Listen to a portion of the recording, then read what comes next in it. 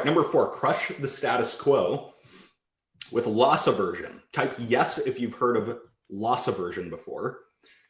This was a term pioneered by a guy named Daniel Kahneman, who's a behavioral economist. And it basically says people feel twice as much emotional intensity around losing something than they do gaining the equivalent thing. If you lose $100 on the street, it's twice as painful as picking up $100 that you found on the street. Okay, that's just the way humans are wired. And so here's a real life example from one of his books. It's called the $50 experiment. There's 2 rounds to it. In round 1, each participant, I think it was like 6 or 7 people, was given $50. Okay. And then they had 2 choices of what to do with that $50. They could keep 30 of the 50. Notice the emphasis on the word keep. You could keep 30 of the 50, or you could gamble all of it with a 50-50 shot of keeping all 50 or losing all 50. The result is that only 43% of people chose the gamble option, right? Less than half. Now, the second round, this is where things get fascinating. Each participant was once again given $50. This is a different group of people from the same demographic. And in the second round, they had 2 choices. They could lose 20 of the $50, or they could gamble with a 50-50 shot of keeping all 50 or losing all 50. Who noticed how strange this is? Because the result is now 63% of people chose the gamble option. Who noticed what is weird about these 2 things? Okay, type I in the comments if you noticed it.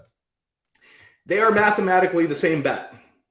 Okay, those choices are the exact same thing. Okay, one was about keeping 30 of your $50, and one was about losing 20 of your $50. The only thing that was different was the language that was used. That's how powerful language is. Language creates mental images in your buyer's minds, which then drives behavior.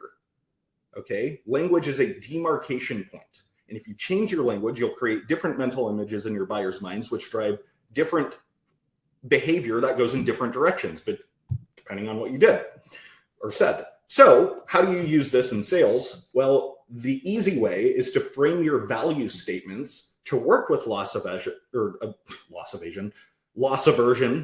instead of positive benefits. So if I'm selling Gong, instead of saying close more MQLs by getting your new reps up to speed faster, I'm going to say stop losing easy win MQLs by getting your reps up to speed faster on your demo.